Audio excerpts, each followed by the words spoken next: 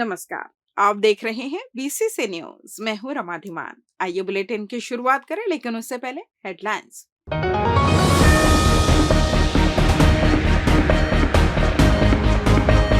Strong room में seal हुए EVM, मतगणना तक कैद रहेंगे फैसले। लोकसभा चुनाव में मतदान प्रतिशत रहा कम, कहीं अधिक तो कहीं समान। दर्दनाक सड़क हादसे में 2 की हुई मौत, कार को ट्रक ने मारी ठोकर। और बोर्ड रिजल्ट का इंतजार हुआ खत्म, घोषित हुई तारीख। हेडलाइंस के बाद खबरें विस्तार से। लोकसभा चुनाव के प्रत्याशियों का भाग्य स्ट्रांग रूम में कैद हो गया है। कोनी स्थित गवर्नमेंट इंजीनियरिंग कॉलेज में निर्मित स्ट्रांग रूम में ईवीएम मशीनें सुरक्षित रखकर रूम को सील कर दिया गया है। कलेक्टर अवनीश शरण व एसपी रजनीश सिंह द्वारा चुनाव आयोग के प्रेक्षक अभय ए महाजन, प्रत्याशियों और राजनीतिक दल के पदाधिकारियों की मौजूदगी में सीलिंग की कार्रवाई पूर्ण की गई। सशस्त्र सीमा बल एसएसबी के जवानों की एक कंपनी दिन रात स्ट्रांग रूम एवं परिसर की सुरक्षा में तैनात की गई है। सीलिंग पूर्ण होने के बाद पूरा परिसर एसएसबी के आम जवानों ने अपने कब्जे में ले लिया है। मतगणना के दिन ही 4 जून को यह स्ट्रांग रूम खोला जाएगा। परिसर में पहुंचने के लिए 3 लेयर की सुरक्षा व्यवस्था चेकिंग रखी गई है। राजनीतिक दल और प्रत्याशी भी स्ट्रांग रूम की निगरानी के लिए अपना प्रतिनिधि नियुक्त कर सकते हैं। रिटर्निंग अफसर द्वारा उन्हें फोटोयुक्त पास जारी किया जाएगा, लेकिन ये अपने पास लैपटॉप अथवा वाईफाई युक्त कोई डिवाइसेस नहीं रख पाएंगे। परिसर में हर तरह की गतिविधियों की रिकॉर्डिंग के लिए दर्जनों सीसीटीवी कैमरे फिट किए गए हैं। कुल मिलाकर इतनी तगड़ी सुरक्षा व्यवस्था है कि परिंदा भी पर नहीं मार पाएगा। उल्लेखनीय है कि जिले की 6 विधानसभा क्षेत्र जैसे कि बिलासपुर, बेलतरा, कोटा, तखतपुर, मस्तूरी और बिला विधानसभा क्षेत्र की मतगणना एक साथ कोनी के इसी इंजीनियरिंग कॉलेज परिसर में होगी। सीलिंग के अवसर पर नगर निगम कमिश्नर अमित कुमार, जिला पंचायत सीईओ आरपी चौहान, अपर कलेक्टर व उप जिला निर्वाचन अधिकारी शिव कुमार बैनर्जी तथा संबंधित सहायक रिटर्निंग अफसर उपस्थित रहे। जिले में भगवान परशुराम जन्मोत्सव को मनाने प्रतिवर्षानुसार इस वर्ष भी भव्य तैयारी की गई है, जिसे 3 दिनों तक मनाया जाएगा। 9, 10 और 11 मई को विविध आयोजन किए जा रहे हैं। वहीं मुख्य रूप से भव्य शोभा यात्रा निकाली जाएगी। इन्हीं तमाम जानकारियों से जिले वासियों को रूबरू कराने बुधवार को प्रेस कॉन्फ्रेंस कर आयोजन समिति के पदाधिकारियों ने विस्तृत चर्चा की, जहां समग्र ब्राह्मण समाज, जिसमें जिले के सभी ब्राह्मण शामिल है, द्वारा यह आयोजन किए जाने की जानकारी दी गई। जहां विनय शर्मा, विवेक वाजपेयी, राजकुमार तिवारी और जितेंद्र चौबे ने बताया कि 9 मई को कान्य कुब्ज भवन लोखंडी में भगवान परशुराम की पूजा अर्चना, विशाल रक्तदान शिविर, 10 मई को इमलीपारा में हवन पूजा, भंडारा, राजकिशोर नगर में महाआरती, 11 मई को दयालबंद से देवकी नंदन स्कूल तक भव्य शोभा यात्रा निकाली जाएगी, जिसके बाद भव्य महाआरती की जाएगी। वहीं सम्मान कार्यक्रम, भजन संध्या, महाप्रसाद का वितरण किया जाएगा। वहीं इस दौरान शोभा यात्रा में पंजाब से बैंड, सागर से डमरू दल, ओडिशा से घंटा बाजा, कर्मा एवं पंथी नृत्य, जीवंत झांकियां, महिला कीर्तन मंडली, मुंबई की कार्निवल सहित अन्य आकर्षण का केंद्र रहेंगे। बिलासपुर शहर, बिलासपुर जिले में भगवान परशुराम का जन्मोत्सव मनाया जाता है। भगवान परशुराम का प्रगटोत्सव मनाया जाता है, जिसकी धुरी ब्राह्मण समाज रहता है, पर सारे समाज उसमें शामिल रहते हैं। सब मिलजुल कर इस आयोजन को करते हैं। इस वर्ष 3 दिवसीय आयोजन किया गया है। 9 तारीख, 10 तारीख माने अगती का दिन और 11 तारीख। भगवान परशुराम जी का जन्म महोत्सव इतना बड़ा होता है, इतना बृहद पैमाने पर होता है कि एक दिन में समेट पाना उसको संभव नहीं होता है। 9 तारीख को एक आरती का आयोजन भगवान परशुराम जी के मंदिर में लोखंड। गर्मी के दिनों में बरसात के मौसम की तरह ही जल जनित बीमारी फैलने की आशंका बढ़ जाती है। इसमें सबसे बड़ी चिंता डायरिया फैलने की रहती है। ज्यादातर मामले दूषित पानी के सेवन करने की वजह से होते हैं। वैसे भी अब उल्टी दस्त से पस्त लोग अस्पताल पहुंचने लगे हैं। सिम्स और जिला अस्पताल में बीते एक सप्ताह के भीतर उल्टी दस्त के मरीज रोजाना पहुंच रहे हैं, जिनका इलाज किया जा रहा है। वहीं लगातार मरीज पहुंचने का सिलसिला अब भी जारी है। शहर के अंतर्गत छोटे बड़े 27 स्लम एरिया हैं, जो हर साल बरसात के समय में डायरिया के लिए बेहद संवेदनशील रहते हैं। सरकारी अस्पतालों से मिल रही जानकारी के मुताबिक शहर के तालापारा, तारबहार, अटल आवास, सिरगिट्टी, रेलवे परिक्षेत्र, तिफरा और शहर की सीमा से लगे गांव से उल्टी दस्त के मामले सामने आ रहे हैं। चिकित्सकों के मुताबिक ज्यादातर मामले दूषित पानी के पीने और दूषित भोजन करने की वजह से डायरिया से संक्रमित हो रहे हैं। ऐसे में इन क्षेत्रों में ध्यान देना जरूरी हो गया है।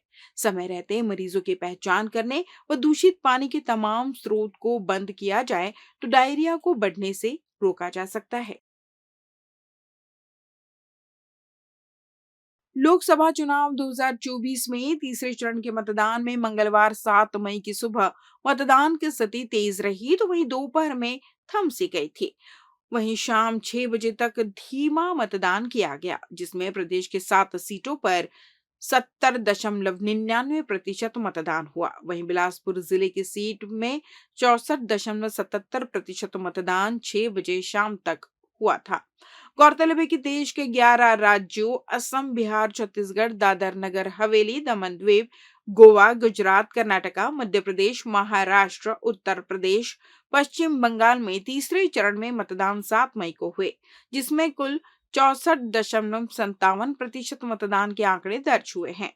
जिसमें सबसे अधिक मतदान असम में 81.71% रहा और सबसे कम उत्तर प्रदेश में 57.34% रहा। वहीं छत्तीसगढ़ के 7 लोकसभा सीट बिलासपुर, दुर्ग, जांजगीर चांपा, कोरबा, रायपुर, रायगढ़ और सरगुजा में 70% मतदान हुआ, जिसमें सबसे अधिक रायगढ़ में 78.43% मतदान के आंकड़े मिले, जिसके साथ ही बिलासपुर जिले में 64.77% मतदान हुआ है, जहां विधानसभावार बिलासपुर 57.4, कोटा 69.66, लोरमी 66.48, मुंगेली 67.6, तखतपुर 69.51, बिल्हा 65.75, बेलतरा 65.21, मस्तूरी 59.20% मतदान आंकड़े जारी किए गए। लेते हैं छोटा सा ब्रेक। पिछले 17 वर्षों से रियल एस्टेट के क्षेत्र में दे रहे हैं अपनी सेवाएं और लगातार शहर की जनता को एक नई लिविंग लाइफस्टाइल। अपने कार्यों एवं सेवाओं के माध्यम से लाखों लोगों की उम्मीदों को दिया है आकार। इसलिए जिले में ही नहीं, पूरे प्रदेश में इनकी पहचान है बरकरार। आपके सपनों के घर को हकीकत में बदल कर है दिखाना, इसलिए आपके लिए लेकर आए हैं भाटी आशिया।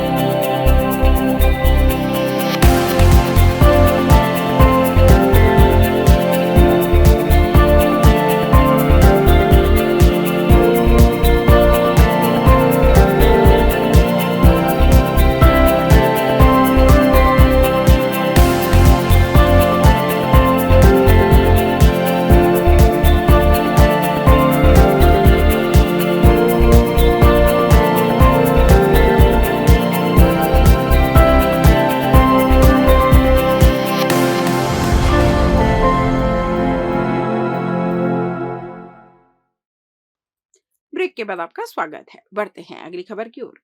मंगलवार देर रात अपने दोस्तों के साथ खाना खाकर घर लौट रहे रेलवे कर्मचारी की कार को अज्ञात हाईवा ने ठोकर मार दी।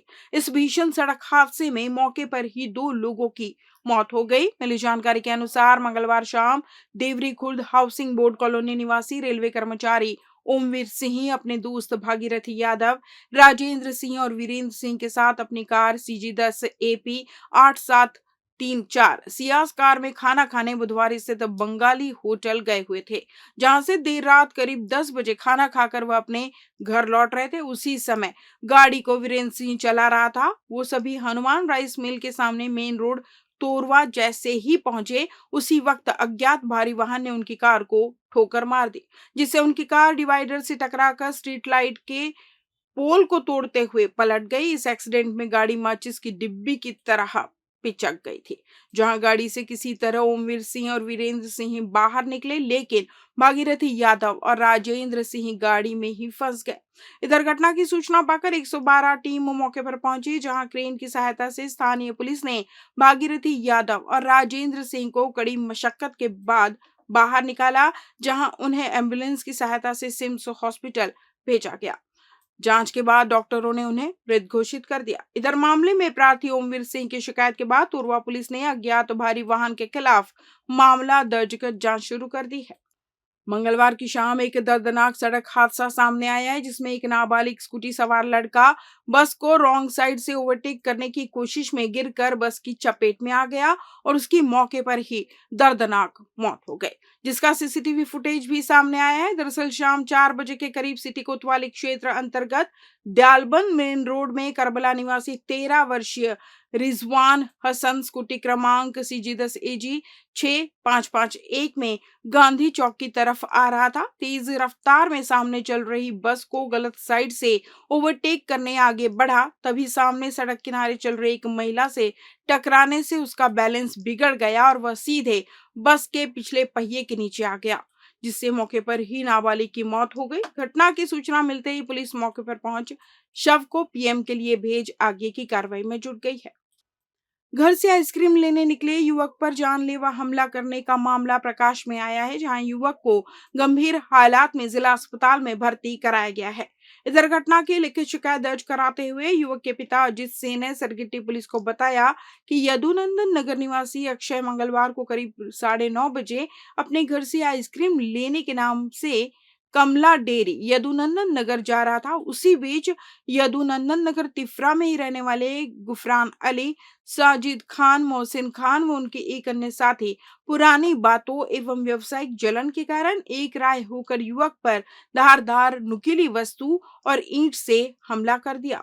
किसी तरह युवक उनसे अपनी जान बचाकर मोमोज की दुकान में जाकर छुपा, जिसके बाद आरोपियों के जाने के उपरांत युवक को गंभीर हालात में जिला अस्पताल भर्ती कराया गया, जहां उनका उपचार जारी है। उक्त घटना की सूचना मिलते ही युवक के पिता अजित सिंह ने मामले की शिकायत थाने में दर्ज कराई है। वहीं सिरगिट्टी पुलिस ने आरोपियों के खिलाफ मामला दर्ज कर जांच शुरू कर दी है। कल रात में जो है सिरगिट्टी थाना क्षेत्र में एक चाकूबाजी की घटना हुई थी, जिसमें आपसी लड़ाई और पुरानी रंजिश को लेकर के 3 लड़कों ने जो है एक लड़के को चाकू से मारा था, जिसमें पुलिस ने तत्काल जो है 307 का अपराध दर्ज किया और रात में ही सभी को जो है हिरासत में ले लिया गया है। तीनों आरोपी पुलिस की हिरासत में है।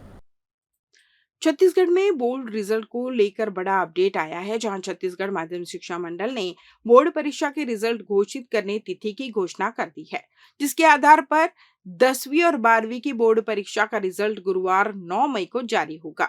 इसको लेकर मंडल की सचिव पुष्पा साहू ने नोटिफिकेशन जारी करते हुए बताया कि दोनों कक्षाओं के रिजल्ट के साथ टॉपर्स की टॉप 10 सूची भी जारी की जाएगी। रिजल्ट जारी होने के बाद इसे छत्तीसगढ़ बोर्ड की वेबसाइट पर चेक किया जा सकेगा। बताया जा रहा है कि रिजल्ट की घोषणा छत्तीसगढ़ माध्यमिक शिक्षा मंडल की सभागृह में बोर्ड की अध्यक्षा रेणु पिल्ले 12:30 बजे करेंगे। मालूम हो कि आचार संहिता की वजह से इस बार राज्य के शिक्षा मंत्री इस कार्यक्रम में शामिल नहीं होंगे। आपको बता दें कि छत्तीसगढ़ बोर्ड 10वीं की परीक्षा 2 मार्च से 21 मार्च तक और 12वीं की 1 मार्च से 23 मार्च तक आयोजित की गई थी। इस साल की बोर्ड परीक्षाओं के लिए करीब 6,10,000 छात्रों ने रजिस्ट्रेशन कराया था, जिसमें से 2,62,000 बच्चे 12वीं और 3,47,000 10वीं के हैं। छत्तीसगढ़ बोर्ड का रिजल्ट पिछले साल 10 मई को जारी हुआ था, जिसमें 12वीं में 79% और 10वीं में 75% बच्चे पास हुए थे। इस बुलेटिन में बस इतना ही। अगले बुलेटिन में आपसे होगी फिर मुलाकात, तब तक मुझे दीजिए विदा। नमस्कार।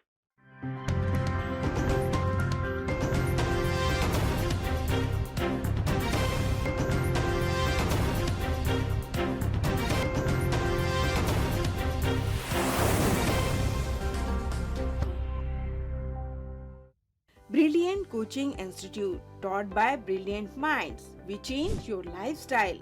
Admission open. Regular classes for 4th to 12th. Foundation courses for CA, CPT, CS, ICWA, CLAT, HM, MBA, BBA, MCA, CAT, MAT. Special coaching for spoken English, engineering and medical undergraduate course. Crash course, PMT, NEET, PET, AIEEE. Hostel facility available for boys and girls. New batch crash course plus foundation course and regular course started from 1st January 2024. Contact SK Banerjee, Malay Kumar Ghosh. Office address Balaji Plaza, ground floor, shop number 116, Hemunagar, Bilaspur, Chhattisgarh.